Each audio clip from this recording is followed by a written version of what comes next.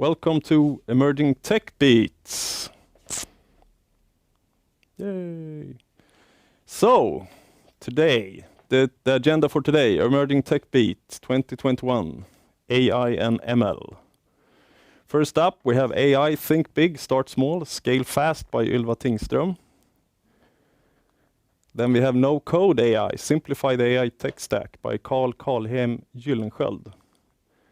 And then third, How to Apply Machine Learning for Big Data Analytics by Christoffer Johansson. And last but not least, How to Set Up an AI Master Thesis with 3 steps that will boost your organization knowledge by Oscar Spaak. So as you can see, we try to gather like how you do AI, ML, and if you don't know how to code, you have the no code AI ML, and if you want to get your hands dirty, we have something for you also. You will look at code and how you can apply AI and ML to your own data sets. And then finally, if you don't have your own people or you don't know how to start, one way could be to start out with the master thesis, and Oscar will explain how you can do that. Yes. And then at 14, we will have a panel discussion. So you can join online and ask any question you like to all the presenters. So if you registered, you should have received a link in the mail that is connected to the meetup. If you for some reason haven't received a mail, or if the mail got caught in a spam filter or you don't reach it, please just ping etb@adabeat.com to get your details for the Zoom link.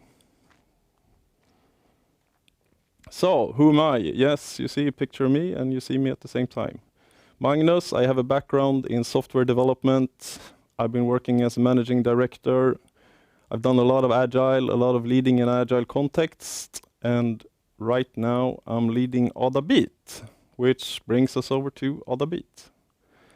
Adabeat is a small IT consultancy company based in Stockholm. And if you want to know more about Adabeat, please go to the social media and find us, or check out our homepage, adabeat.com. So with that said, let's get started. And also I would like you all, please subscribe to our YouTube channel so we get more subscribers. Hence we will continue to do these Emerging Tech Beats meetups. So first presentation, AI, Think Big, Start Small, Scale Fast by Ylva Tingström. Ylva is a focus area lead in data science and AI at Capgemini. Welcome, Ylva. Thank you. So happy to be here. So let's see. I was early start here. Yes. Good. So let's just get the presentation started. You're welcome, Ylva. Thank you. So hello, everyone. I'm Ylva Tingström, as Magnus just said. And it's really exciting to be here to talk about AI and how to get to the scaling part. The focus here will be the think big, start small, and scale fast. And that's a quote that you might have heard, related to innovation or other things. But it's also applicable when it comes to AI. And just to be really clear here, I will not talk today about, general artificial intelligence or like organizations that are totally based on AI algorithms. But I will more talk about the challenges and some solutions that we've seen in more ordinary organizations and companies that would like to get AI and ML to use in their operations and to get value from that. So let's see. This is quite an old picture. It's actually just a couple of years old. But what we saw then is that a lot of organizations are struggling to get from the exploration phase to large-scale development. And what happened in between there was that many like POCs or proof of concepts or pilots we're stuck in what we could call AI Death Valley. It's like, well, we try something out and we can't get it further. We can't get into production, and we can't therefore get any value from that. So what we talked about a lot then was to bridge that AI Death Valley, or POC graveyard that many of them talked about, to get from the exploration and into deployment faster. Now, as I said to the other guys here, I would love to have a whiteboard to do this without PowerPoint. But now, getting into 2021, what we see now is that, okay, so many people or organizations have come to the deployment phase. They've started to get value, but it's very cumbersome. And also, what we saw last year with the pandemic and everything changes in the market is that we need to be much faster doing this.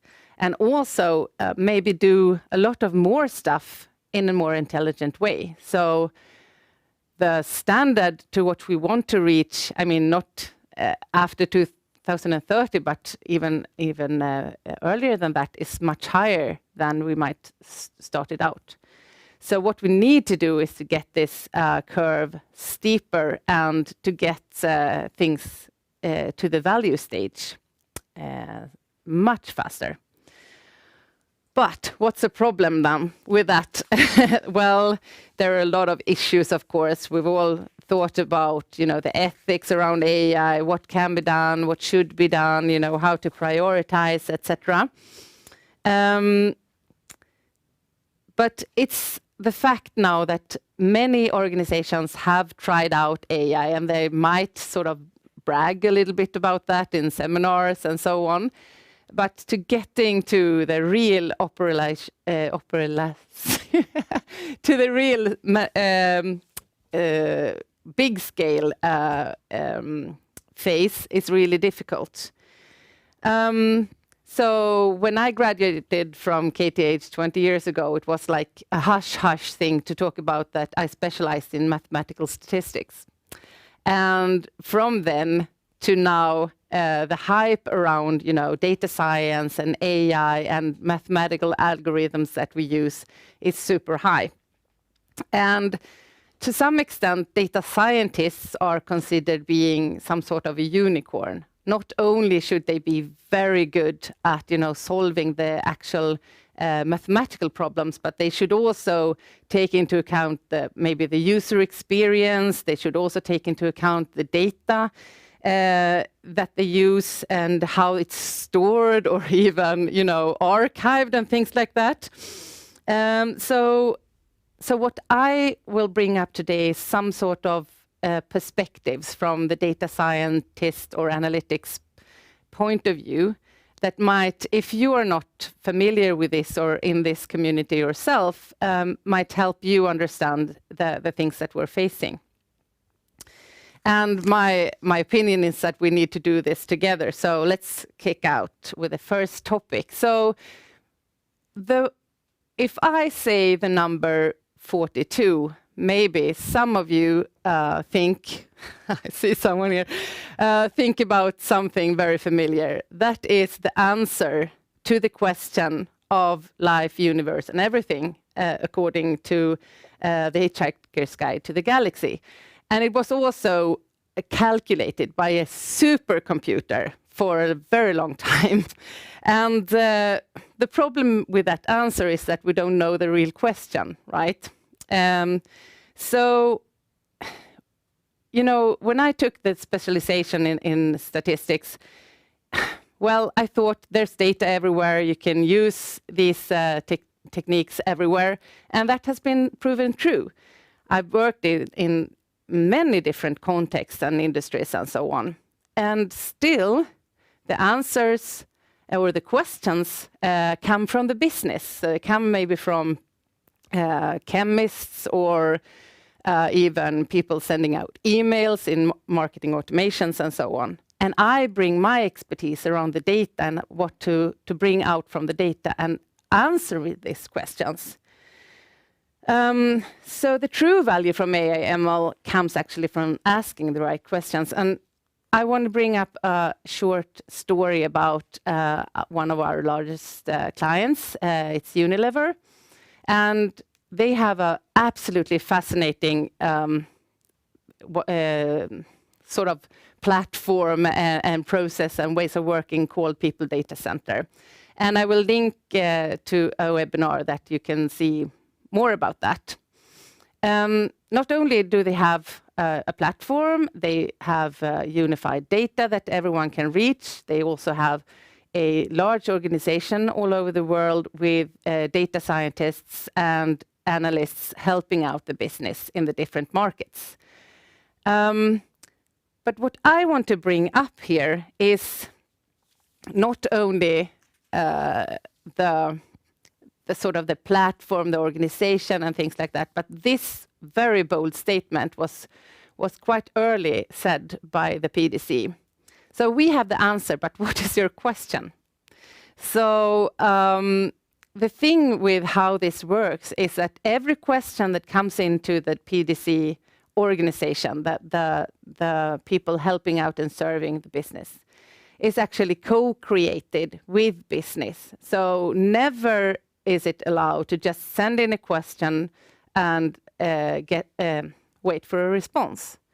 So the thing that this does is that both perspectives are always taken, the business perspective and the data and analytics perspective.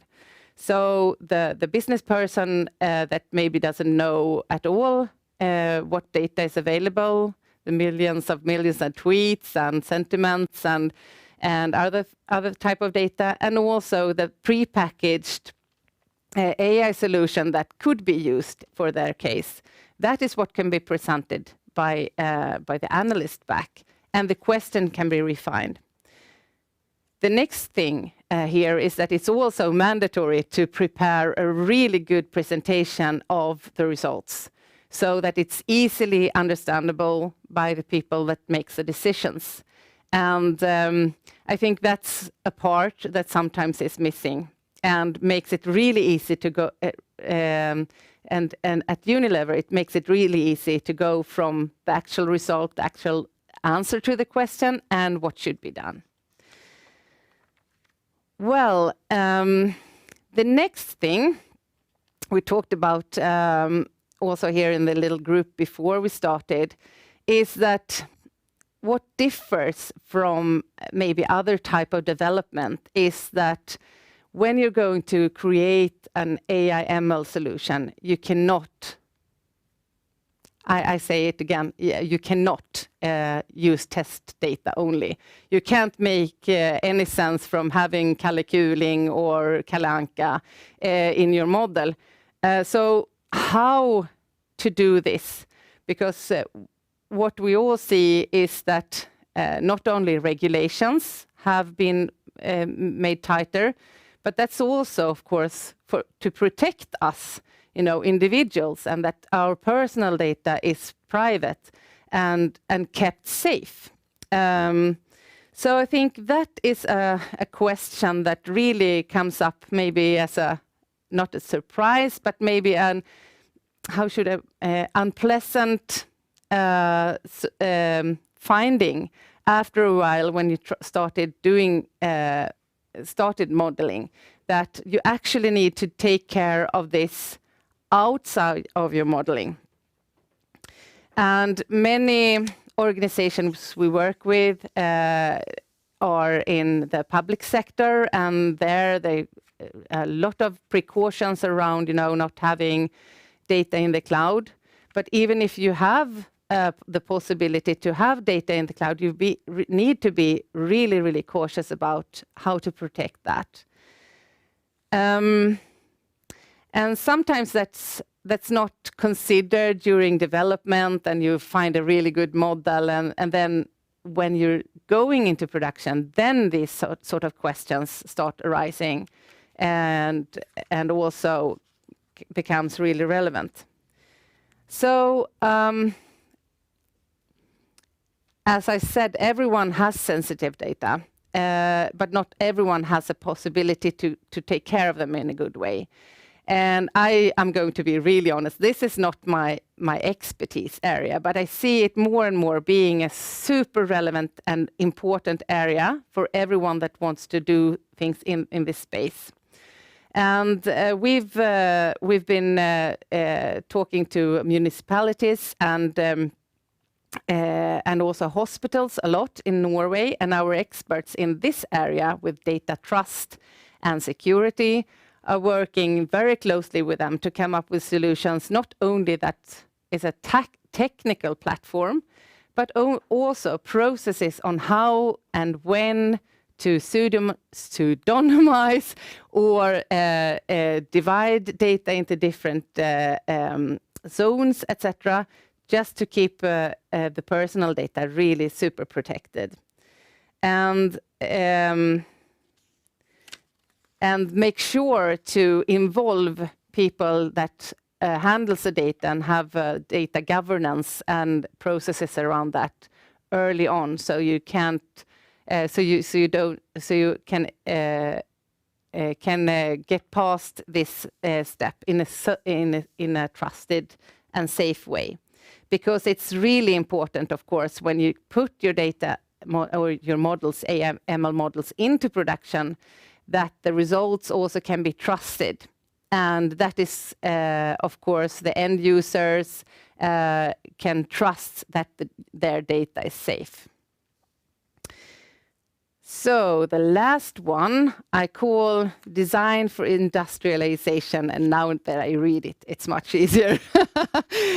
Okay, so let's get to the last part, okay, and that is when you work as a scientist, you can hear it by the name, it's very explorative, and you try out different methodologies, you find out the best possible model for your data, and you also have focus on how to fine-tune your models and make them production ready.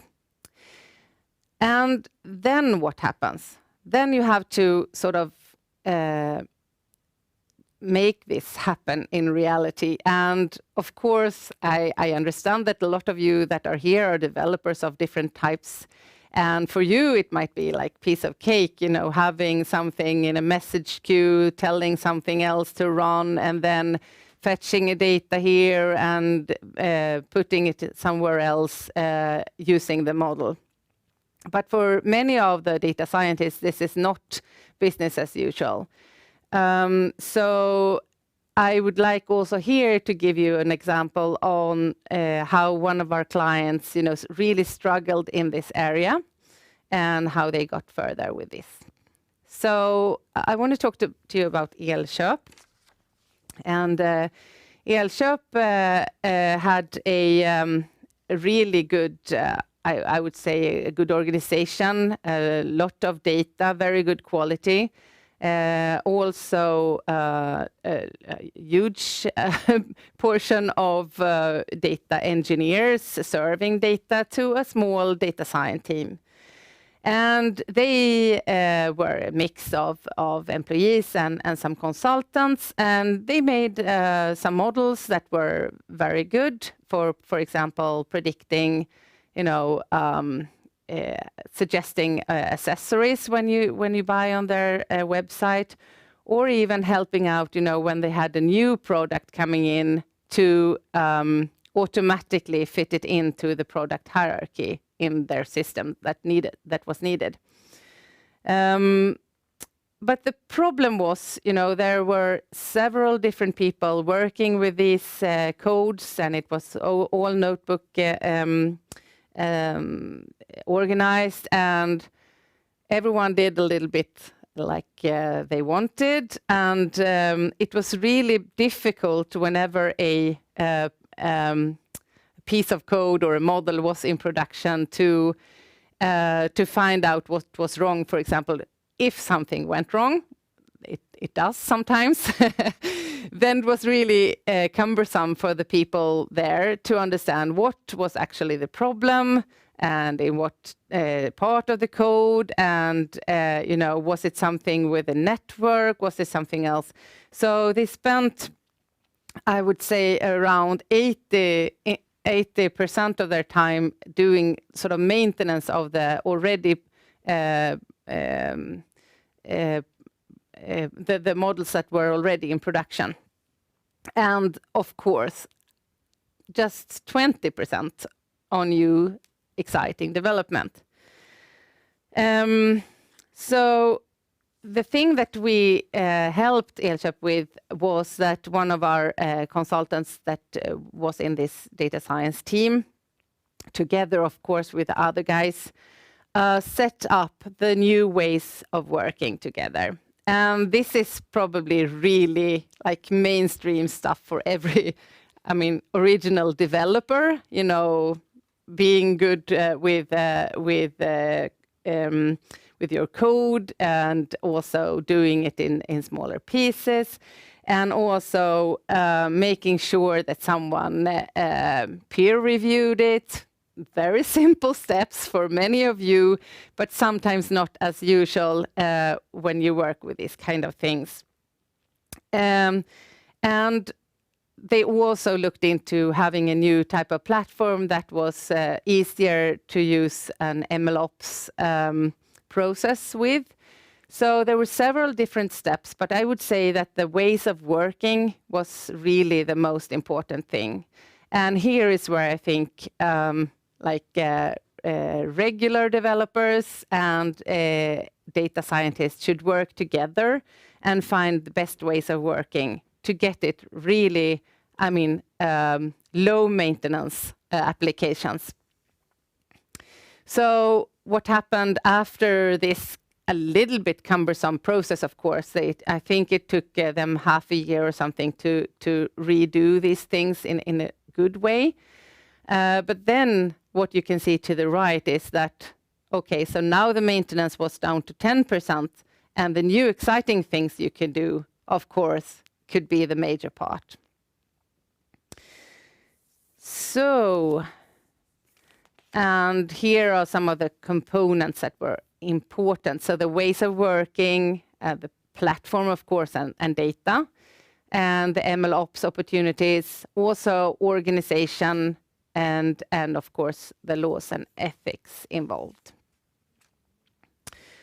Okay, so a little bit back to where we started.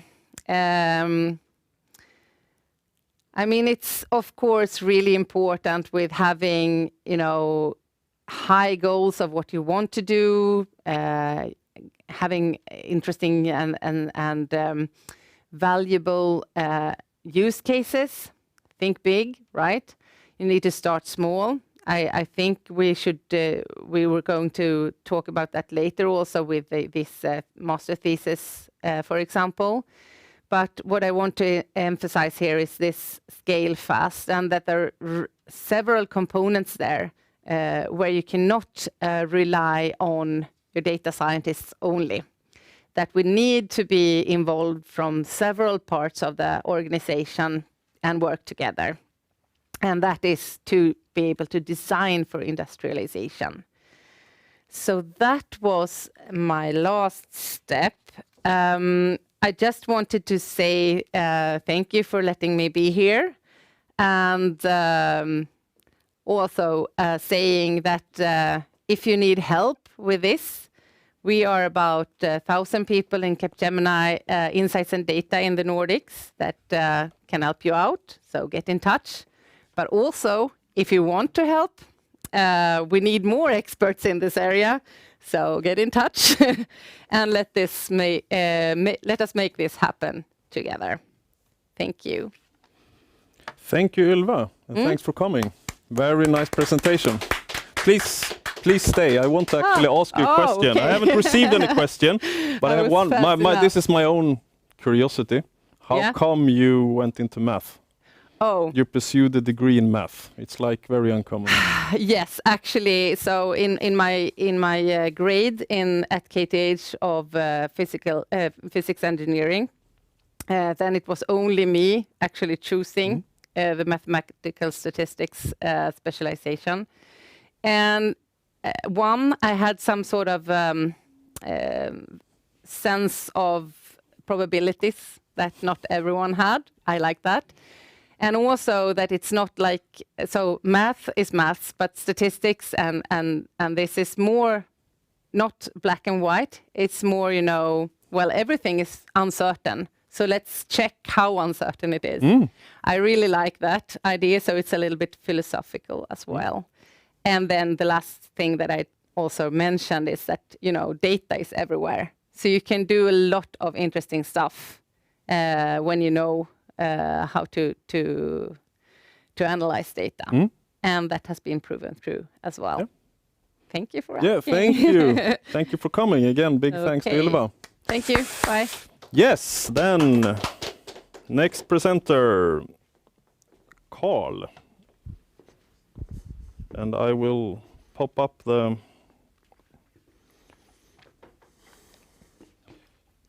No Code AI, Simplify the AI Tech Stack by Carl Carlheim-Gyllensköld. Yes, that's me. Yes, warm welcome. Thank you so much. Yes, Thank you so and much. I will pop up your presentation and you can kick it off. Perfect. Yeah.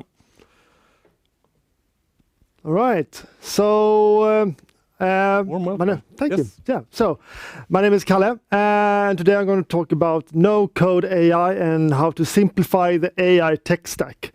And when I'm done, I hope you will feel empowered that you can solve your problems with AI.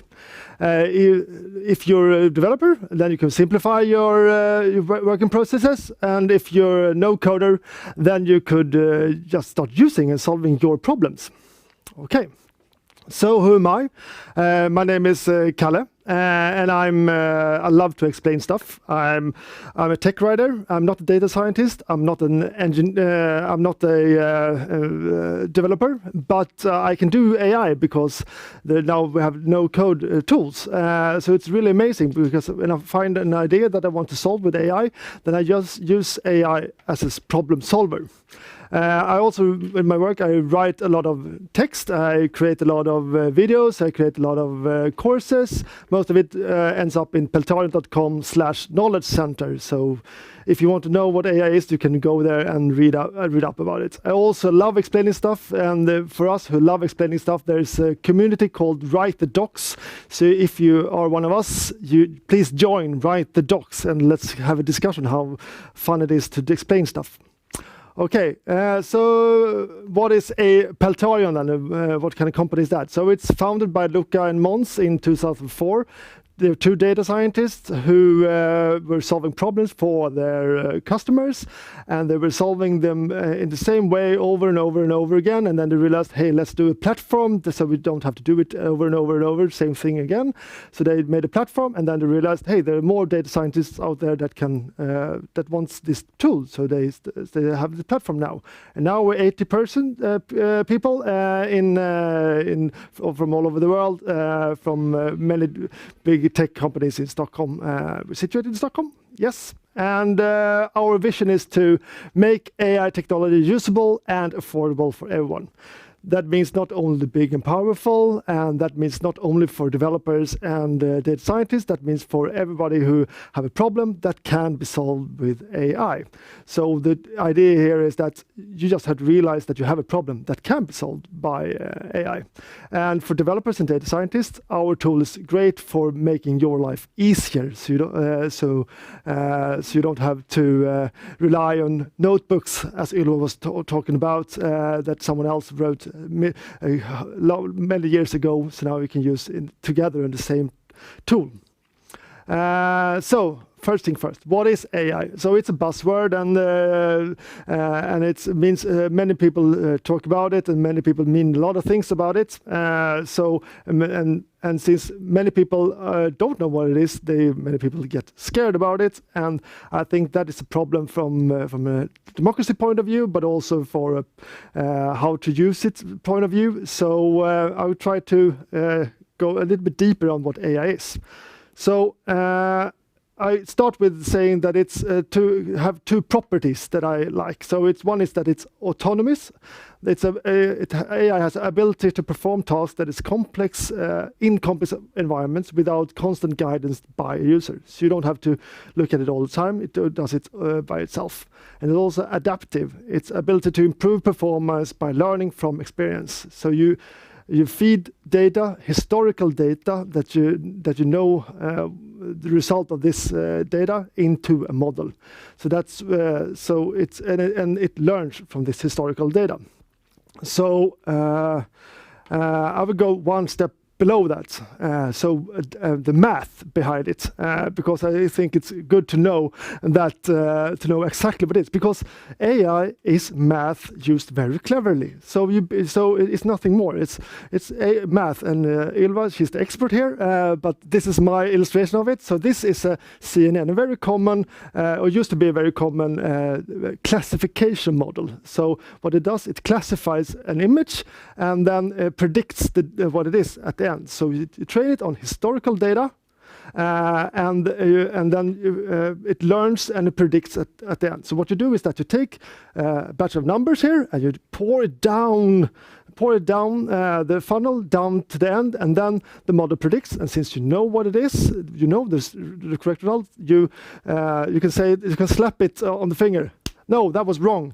Please redo. And then go up again to the funnel, and then change the parameters and take another batch, and you pour it down, and hopefully it gets a little bit better. So, and then it predicts, and you can say if the result is good, and then go up again, take a new batch, go down, predict, compare, change a little bit, go up, take another bit, and then go down. And hopefully, if you iterate this up and down, hopefully the prediction gets better. So that's basically how it works. This classification model works. So it's math used cleverly. So this is, for example, this is the image classification of a cat. All developers love cats, right? So this one, we have a data set that consists of cats, walruses, dogs, owls, and hedgehogs.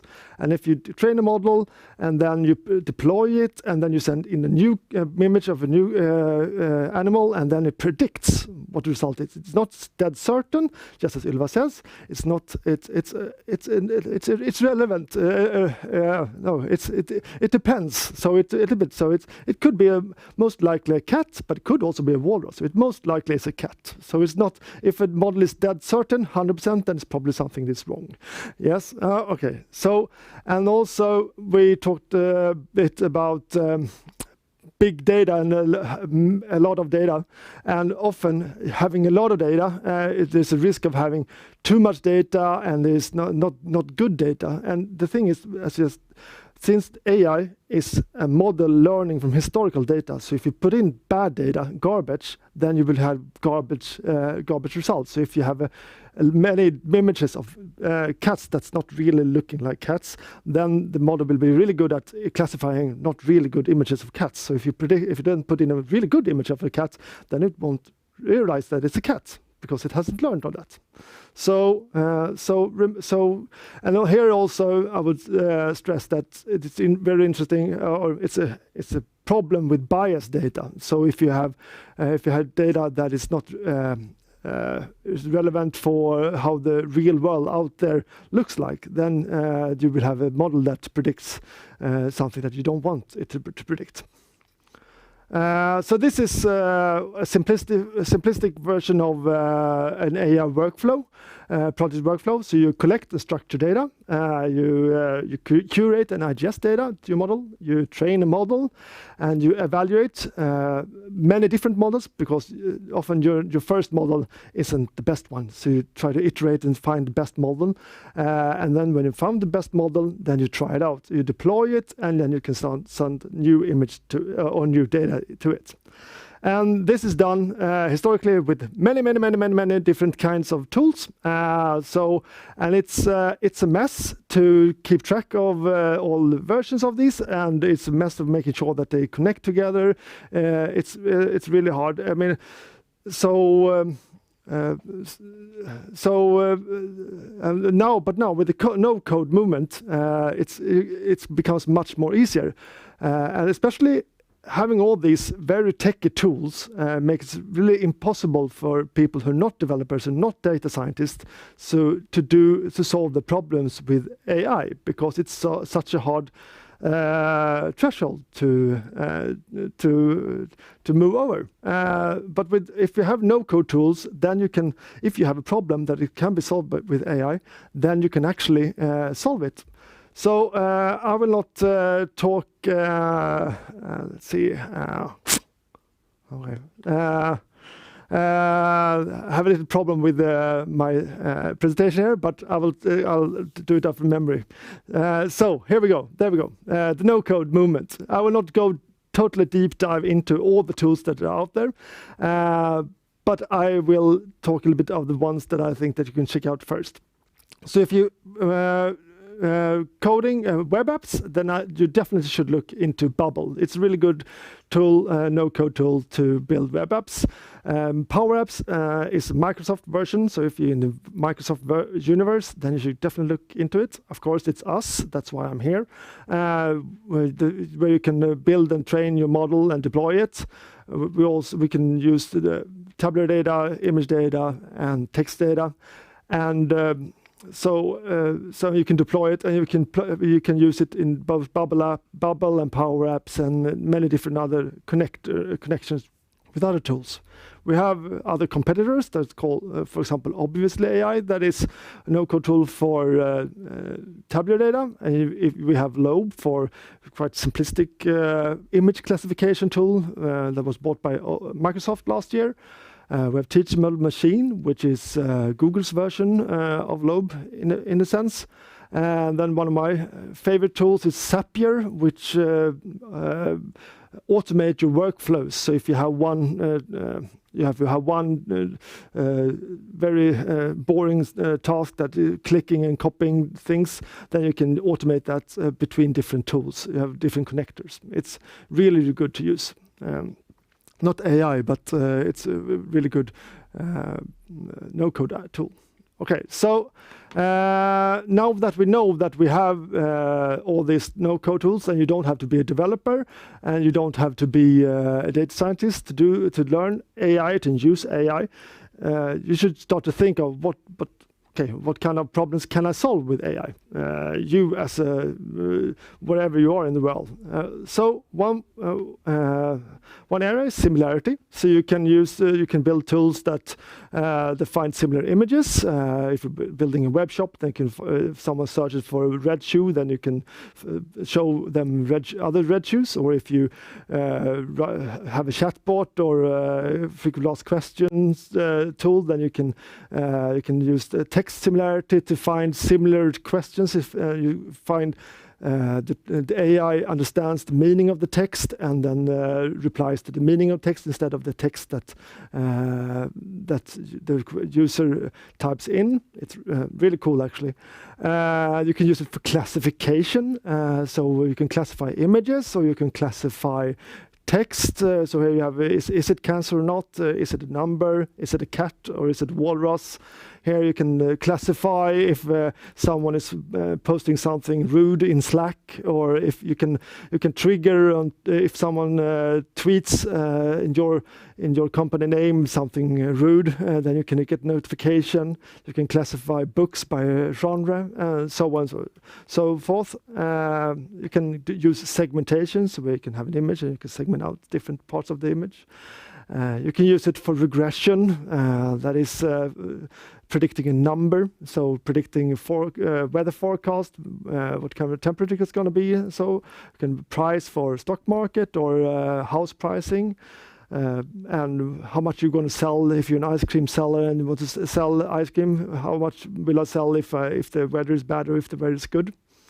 So all these kinds, a lot of these are customer focused. I realized this, but I would say that if you have a data and then you want to that you have easily accessible your own data, then you can make AI just for yourself as well. It's becoming that easy.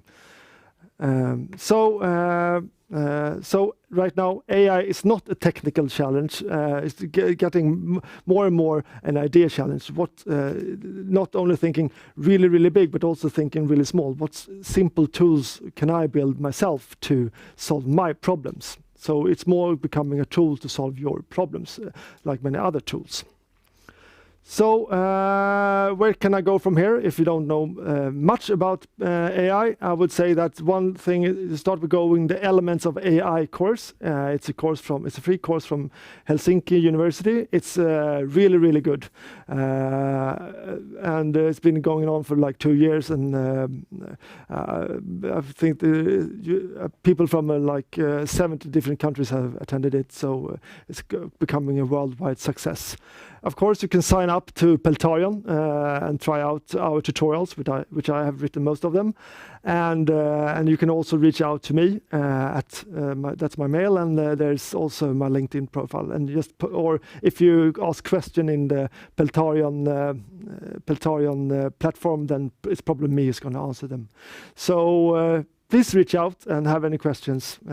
So that's all. Thank you so much for having me. Thank you very much, Kalle. Thank you. Thank you for coming, and thank you for your very nice presentation. Thank you. Thank you. So if you have questions for Kalle later, please join the panel and ask them at 2 o'clock. I have some questions right now. How come you got into tech writing? That was because I'm an engineer, and when I graduated from KTH, I realized that I'm pretty much as good as everyone else at making machines that works. But then I realized I'm much better than everyone else to explain stuff. So then I transitioned to tech writing because it's much more fun to be best at something. Yeah, right. Sounds really interesting. Yeah. I as I said, I myself have a background as a software developer, and usually it was like tech writing was like, oh no, not the tech writing. Yes, exactly. Nice. There's someone for everything. Yes, exactly. There is. And I have another question. Yes. What do I need to bring to the Peltarion platform? I mean, how should I organize my data to use your platform? Three different kinds of data you can bring in. It's like images, tabular, and text data. Yep. Yeah. So what you need to bring is that it needs to be annotated. So if you have images, it needs to be you need to tell. So this is a cat, or this is a walrus, or it needs to have the historical data that you already annotated, so it predicts. Is there a specific format to annotate this, or? No, or is it like no? And also, but you can also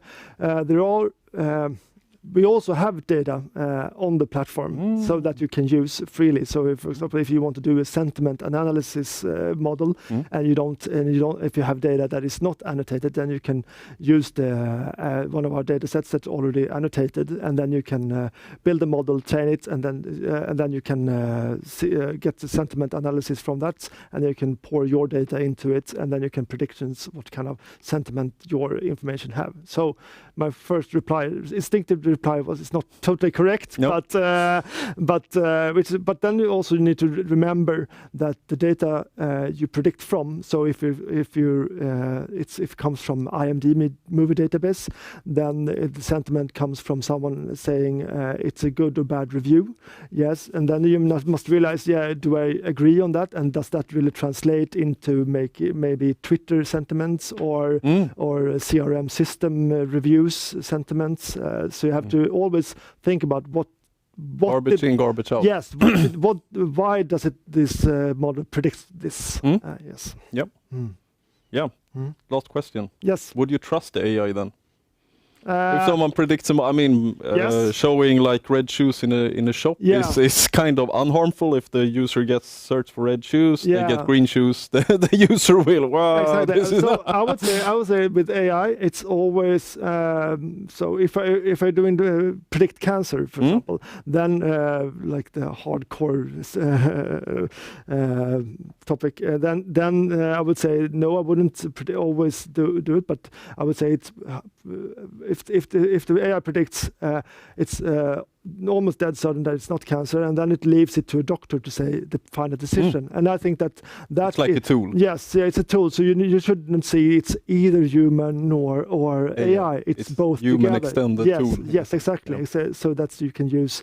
It's for empowering you to make your life easier and more like your decision making better. So not trust it dead without knowledge, and that is why you need to have the knowledge, and it's readily accessible for you out there.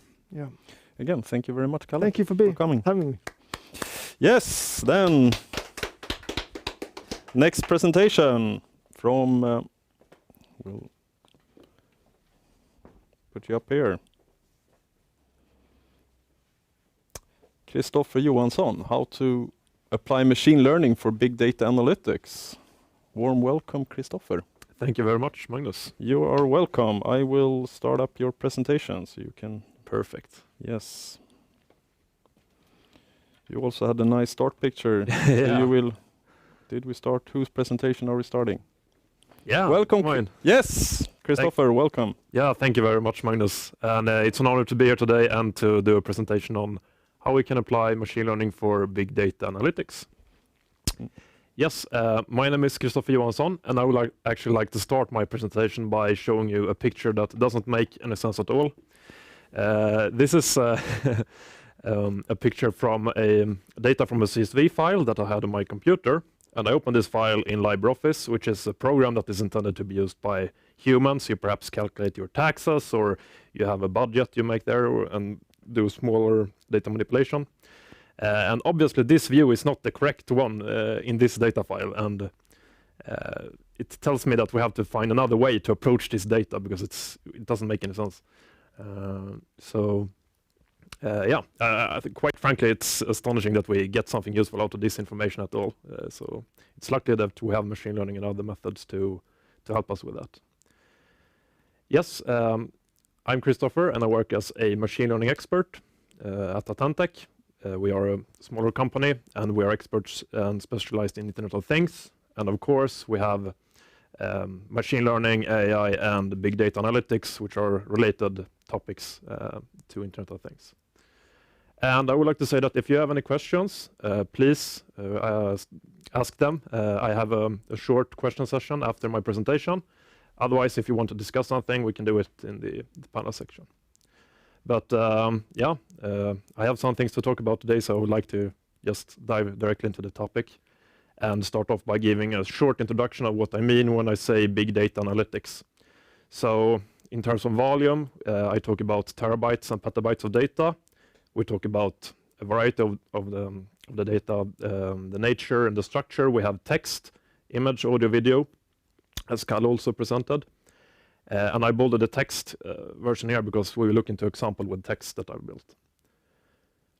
We also have speed of data generation and processing, which is really important. And those three V's make up the three big V's in big data analytics. So yeah, you have to think about that. And then we also have, of course, the analytics part.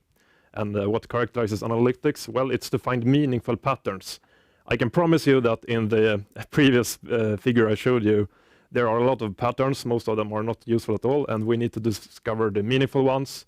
We need to interpret them, and we also need to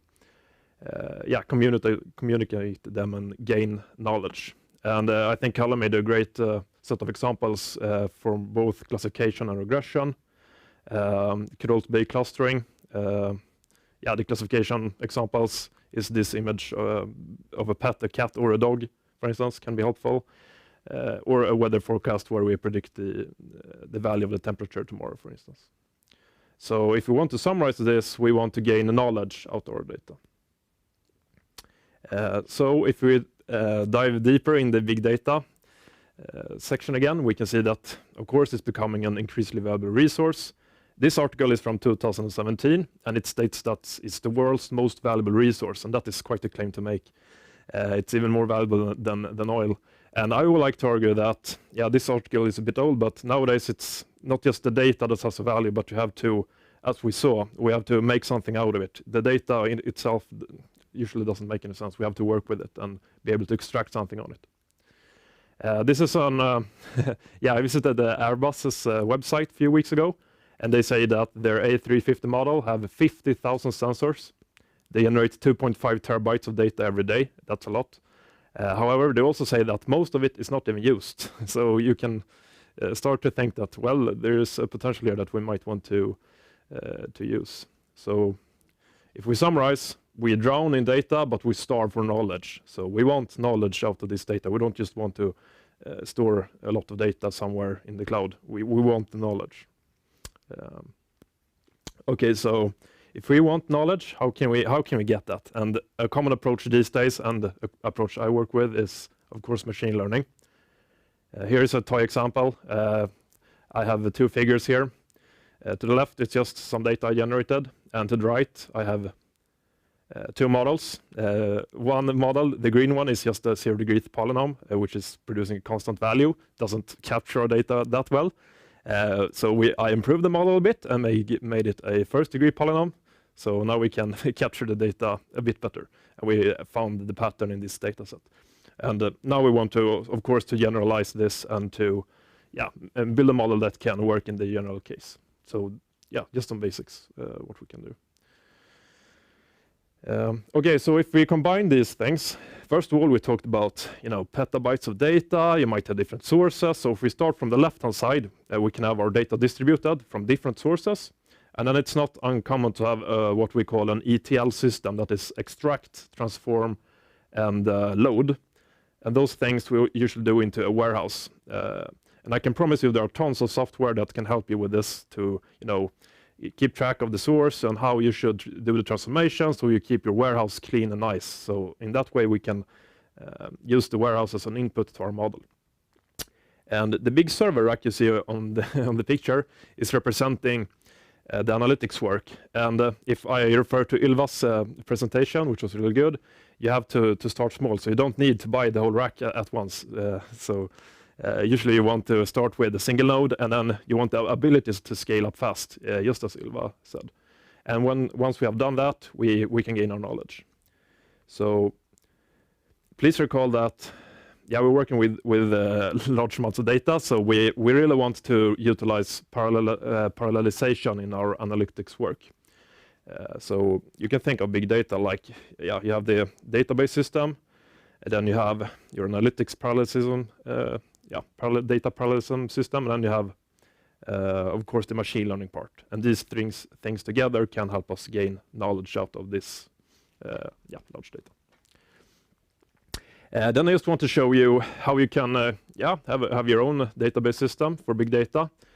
I have depicted some of the most common NoSQL data models, which is document store, key value, graph, and wide column. And I should say that NoSQL doesn't mean no SQL, it means not only SQL, just to be clear. So it's a bit of wordplay there. And of course, you can use that system to have your distributed data somewhere, or you can put it into a warehouse. And again, I can promise you, I've used tons of software, and there are probably more that I haven't used. So you can host this on-premise on your own if you want to, and you can go to a modern cloud vendor as well to get help and to have your data distributed. Because, as I said, the terabytes and petabytes are usually too big to be stored on one computer or hard drive, so you have to split it somehow. And then when it comes to the analysis work, I have put the two open source frameworks that I've used here. Again, there are tons of software, but Dask is written in Python. It's really nice. So you're able to start with one single node, and then you can scale in the rack, if you recall. We also have Spark, Apache Spark, and that I think it's written in Scala, and then you have a nice Python wrapper around it, so you can actually write Python, and then it translates the thing. And in that way you can get the parallelism not for free, but you don't have to think about it, because now things are starting to get complicated. You want to do work in parallel, and you want to the model to be correct, of course. So it would be really nice if we could have some software to help us with the parallelism part, and that is what these softwares can help you with. All right, I think it's time to move into my example. And I should say that this example originates from me having a discussion with a doctor in my hometown. And we talked about AI and medicine and how I could perhaps help him to make his daily life easier. And we come to a conclusion that there is a system today which helps him when he prescribes medicines to patients that warns if you have 4 or 5 different medicines already prescribed and he is about to prescribe a 5th or 6th. Yeah, there is a system that warns if some of this medicine interacts, because, for instance, this medicine might affect your kidneys, and you don't want 2 medicine that put loads on your kidneys because they might fail. And he thought that, well, this system isn't sufficient. Sometimes it didn't warn for obvious combinations, and he thought that, well, this should be able to work much better. So, well, my example project were to try to predict those interacting medicine based on their descriptions. So every medicine comes with a large description. It's a heavy text, and it also, some of the text is targeted for health professionals, but usually they don't have time to to read a big chunk of text. So this should be able to be automated and to help him to put time on something else. So yeah, the question is, does these medicines work well together? And I will try to answer this question by just reading the text and use the text as input. And then we can give an answer, yes or no, and we can help him with the decision. Perhaps that is the end goal, at least. So how can you do that? Well, I went to a data source and I used the British version of the Swedish FASS, which contains a lot of these descriptions for medicines. And he helped me to put down a list of active ingredients with example that were working fine together and examples and combination that weren't. And then I penetrated this database. I fetched a lot of concrete medicines, and as you can, I'm not sure if you can see, but each medicine have a lot of. You can have different vendors, and you can have them in different forms. You have tablets and so on. So it could be quite complicated to keep track of all of that stuff. So you want to automate that. And then I annotated the database or the data, of course, and put the label on it if it worked or not. So I built my sort of own ETL system here with an LTK where I pre-processed the data and I put it into my MongoDB document store. Here you can use, for instance, Spark NLP. You can use Space. There's something called fast text if you want to do NLP in different ways. And then I used the Spark connector, which I connected to my MongoDB and used Spark for doing the analysis work together with MLlib. And I think now it's time to dive into some code. I know that Kalle said that he promoted no code, but I will actually show some code. So you can choose yourself. And this is just some pseudocode describing how easy it could be. I have installed PySpark, as you can see, and I'm starting my session here. And here I can put some configuration, like here I said that you should use MongoDB, the connector for writing and reading data. And then I read a data frame from it and put it there, and then it's time for the fun. So I can say that to the part where I select the model, this is where the groundwork is done. You have to put everything together, pre-process everything, and now it's time for the fun to choose a model. And this is a decision tree. You can, of course, use different models. You can actually run TensorFlow. You can run PyTorch here as well. So you can build your own models. I think also you can use AutoKeras to generate your structure, and then you can use that structure to build a model in some way. So here's the fun part where you have to dig around a bit. And then it's time for what we call fitting the model. That is, as I showed in the figure earlier, make the line fit the curve, sort of. So we want to fit our model to the data. And when we have done that in a good way, we can actually produce predictions and tell you yes or no if this is a good idea or not. So to summarize, the best model could predict correct in 98.6% of the test cases, which is quite good. And it can also be, if we produce a probability of that these two works together, yes or no, then the probability itself could of course be useful to say that, hey, here is an increased probability that there is an interaction going on. So that could also be used, but I just used the standard threshold here. And I validated it on 18 different active ingredients. If we look at the figure to the right, I've done a principal component analysis, and I used the first two of them, and then I plotted some text descriptions, and I colored them by their class. So we have AC inhibitors, NSAIDs, and paracetamol. I should say that I'm not sure even what an NSAID is. That is from the doctor. He provided me with that. But as we can see, we are sort of creating 3 nice clusters here, which of course is helpful when we want to know if a text is similar to the other ones regarding the medical category.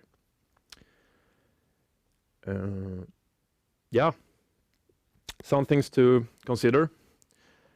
How will it work with more active ingredients? I just used 18. There are lots of them. Would be interesting to investigate. Can we reduce the number of text descriptions? One idea is to have a generic vector instead. As you saw the clusters, it would be interesting to have, if you think about sort of the centroid there, and use that as a generic vector describing each category. In that way, we could just say that, hey, this is a generic sort of centroid vector that we can use to compare with the others. And if I refer to Ylva once again, I cannot stress out how important it is to start small and scale fast. I did this project on my own computer and produced everything there on one node.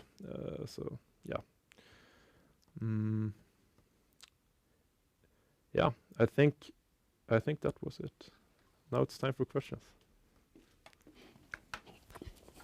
Do we have any questions in the chat, or? No questions in the chat? No questions in the chat, okay. We don't have any questions in the chat. I, however, have actually some questions. Yeah, nice. Did you use this, the example you took with active ingredients in medication, did you use that for real? Or did the doctor use it for real, or was it more like as an example? Yeah, I used it. I just talked to him, and then it isn't deployed. If that's what you're asking, I just did it on my chamber sort of to solve the problem. Yeah. What did the doctor think? Was he like, oh, this will reduce the complexity of my work? Yeah, he was like, if you can scale this to work with more the ingredients, it would be really nice, because he doesn't have time. It's not uncommon that a patient have 10, 20 different medicine prescribed. I mean, he doesn't have time to read through all of the texts. It's just not possible. And some people have problems with interactive medicine. And he was like, yeah, it's a good idea. And another thing I want to say is that if you perhaps vendor a new medicine that is similar, we might are able to find that, hey, this text is quite similar to this text, and this text interacts with these guys over here. So in that way, you can perhaps find new combinations that aren't good, that we are not aware of. So he was like, yeah, this is really cool. No. Interesting. How come you come into AI and ML? Did you study it at university, or? Yeah, it was actually quite hyped around when I studied at the university, and I was like, okay, what is this hype about? And then I, continued to look into it, and then I got stuck. And I think it was the mathematics part that got me drawn into it. It's like, it's linear algebra and probability theory on steroids. So, yeah, I thought it was really cool. Yeah. Are you scared about the future of AI, or are you positive? Will they? Can I pick both? Of course. Yeah, I mean, it's a lot of possibilities in here, but we also have to make sure that it's also one of the greatest threats to us in the future. Okay. Like if we sort of span our horizon a bit and look forward, I think that was Elon Musk who said it was more dangerous than nukes. I don't know if I agree, but that was on the scale that it can go. Okay. Yeah. Yes, thank you again, Christoffer. Yeah, Thanks for your presentation. Thank you very much. Thank you. Yes.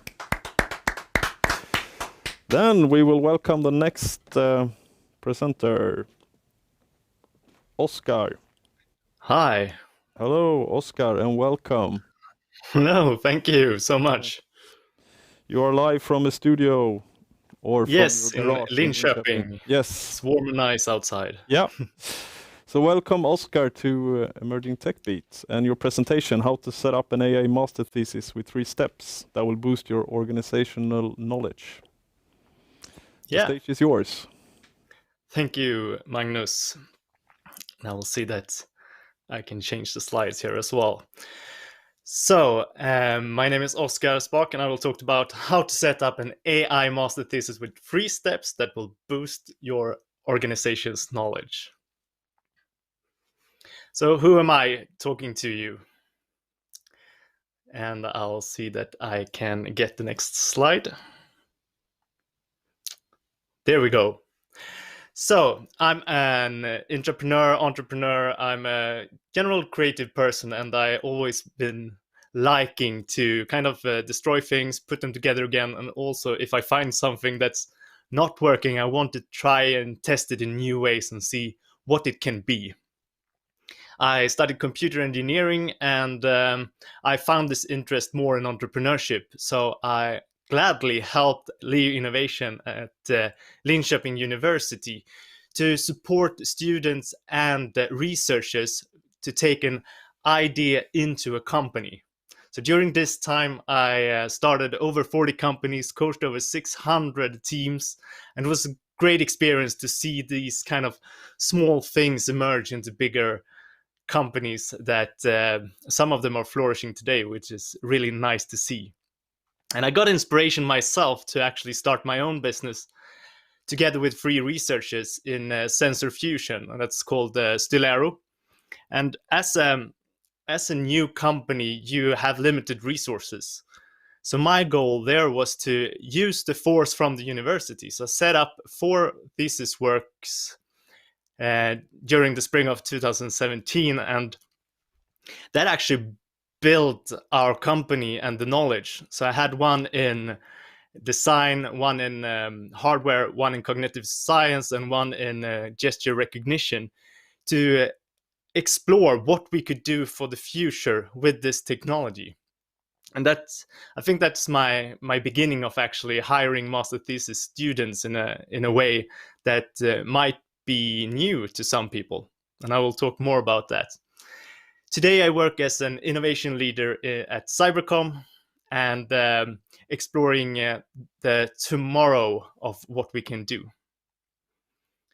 So I will ask you to be bold when setting up a master thesis. I will ask you to listen when you set up a master thesis. And I would like you to expand when you set up a master thesis in machine learning. This could lead to some amazing stuff. At the last spring, we had 2 guys wanted to do a machine learning and AR thesis, and we had collaborations with factories. And then Corona hit, and we couldn't go out to these factories to do the actual work and put sensors on the machine. So what we did was we actually bought a steam machine and set this up in our office with sensors. And what we could see was that we could create machine learning algorithms to predict what the steam machine would, how it would perform in the future. We also put on an AR layer to see this machine from another point of view or on another place. You can get these live streams to see how the machine works. Further on, we have a collaboration with Håll Sverige Rent, who's helping Sweden to pick up trash, and wanted to see what object detection if that could help out identifying certain types of trash and how big piles of trash there are in the nature. So we got a thesis worker working with this, and together with him, we actually found this collaboration and how we should set it up. It resulted in ways that we could see the trash and different types of trash, and we used an open data set from the internet that we could add into this. So we didn't use our own data in this example. And the results were great. I was a little bit disappointed because they tested it on me and I became 78% normal trash. But it's fun to interact with these creative minds. So I'm glad that they tested it out. But it get better result on actual trash. So looking back to what the other speakers said, depending on what data and what you put into the algorithm, you get different results. One thing we work with right now is really cool. We have a collaboration together with a company called Glana Startup, who make this hyperspectral sensor, and that can see more light than more spectra of the light that the human eye can see. And together with the students, we thought up this idea of, okay, what can we do with apples? We started in a lot of other areas, but we ended up with apples. And in the halftime report, we can actually get the ripeness of apples from these images. And we don't know what it will lead to yet, but it shows some promising results.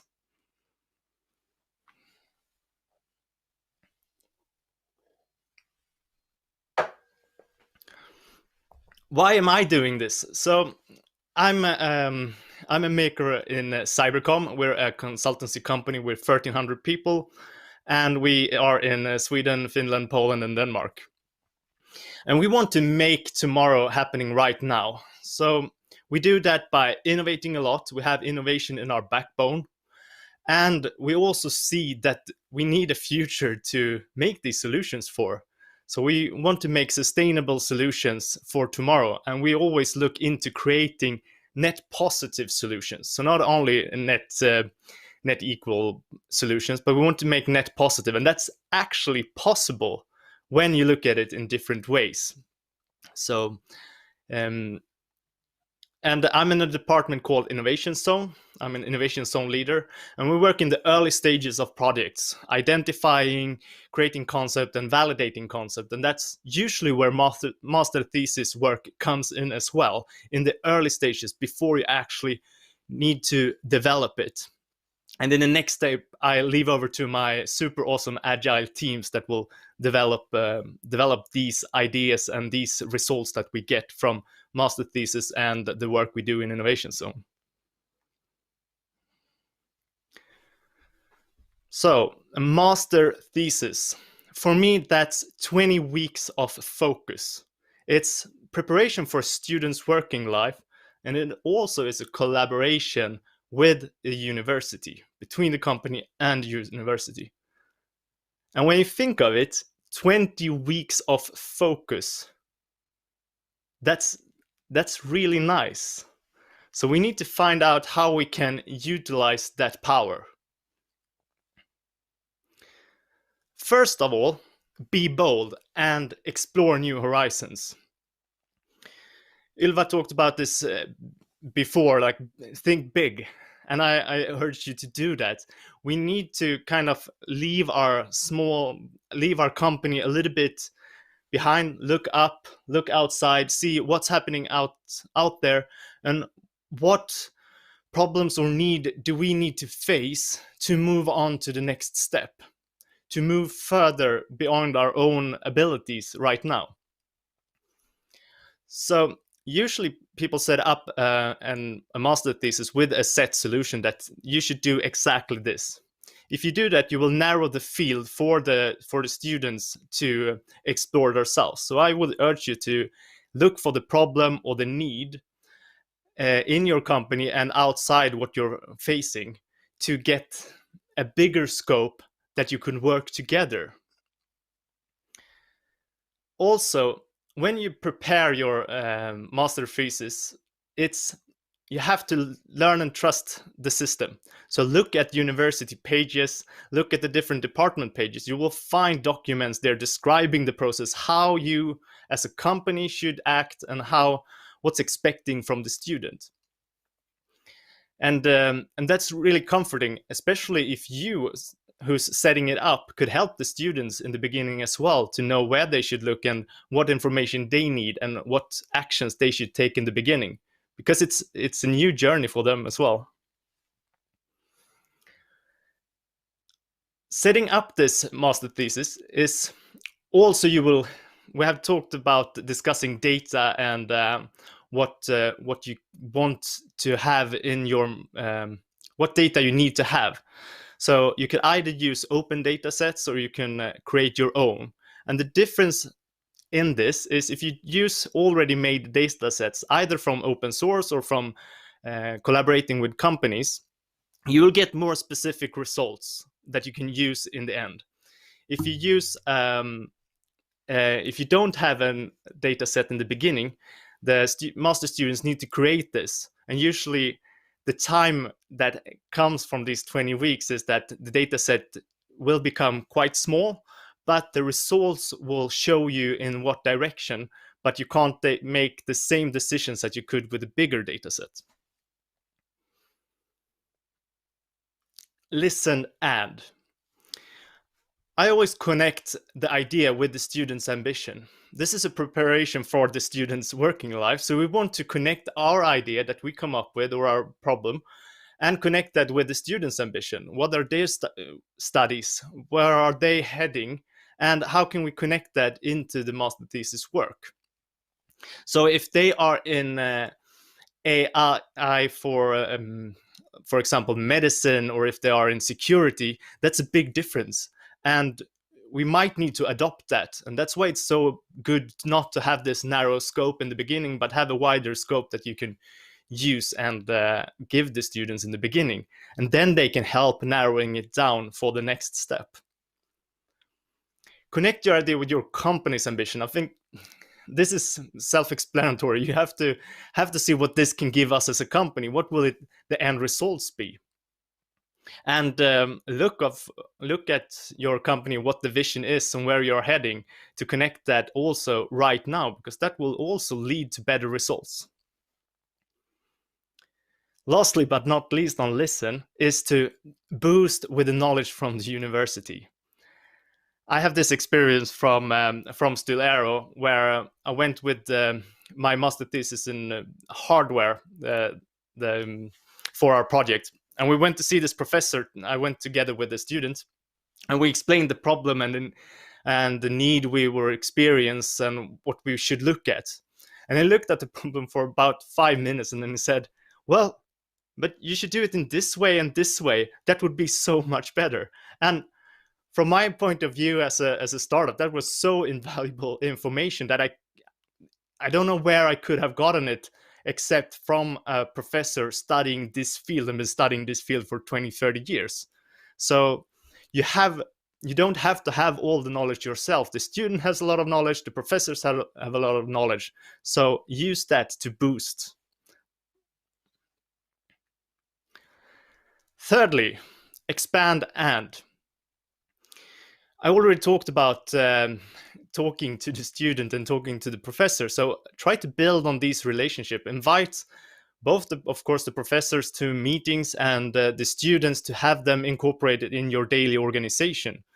Then they will be prepared for the working life. They will see how you work and what happens in your organization, and it will be much easier to do the transition for the next step. And you will be more of a mentor for them during this time. Find collaborations.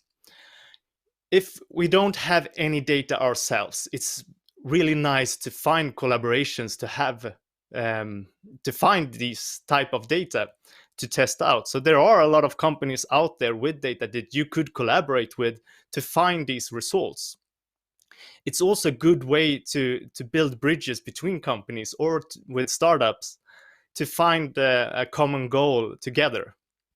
So this is really nice, and I've experienced some great things, and I look forward for more collaborations further on.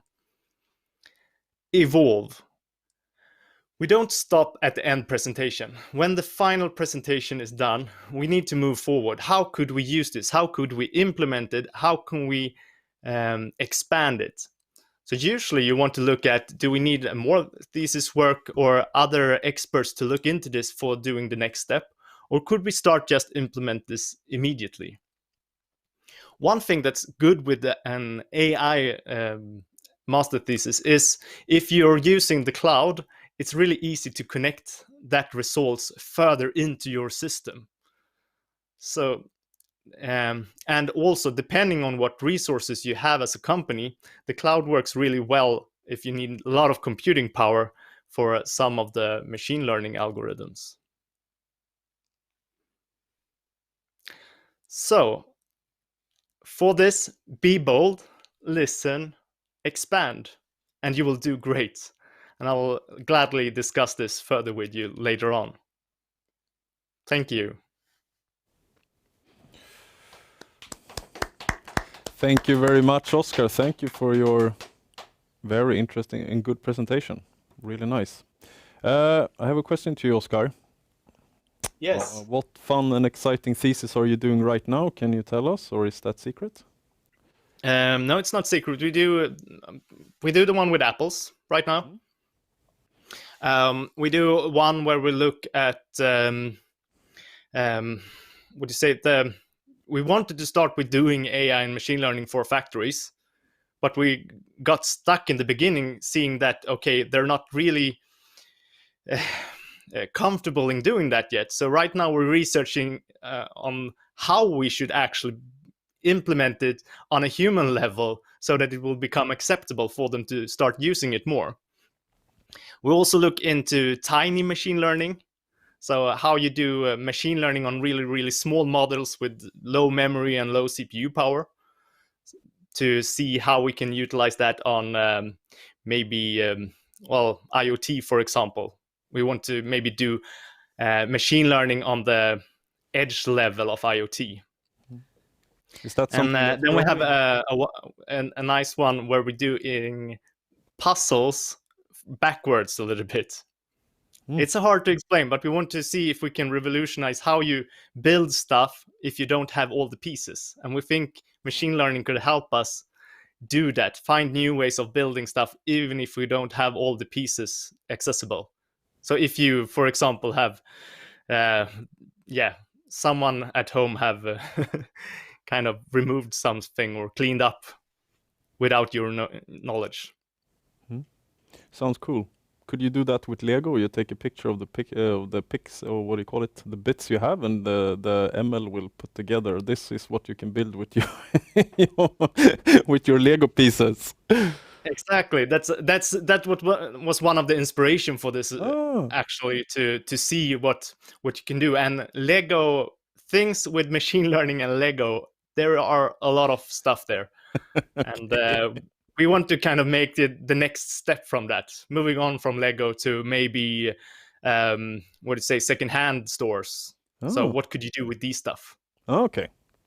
Oh, that sounds really usable. Will you do it with food also? Take a picture of my grocery. This is what I have at home. Please make what type of dinner can I make from this?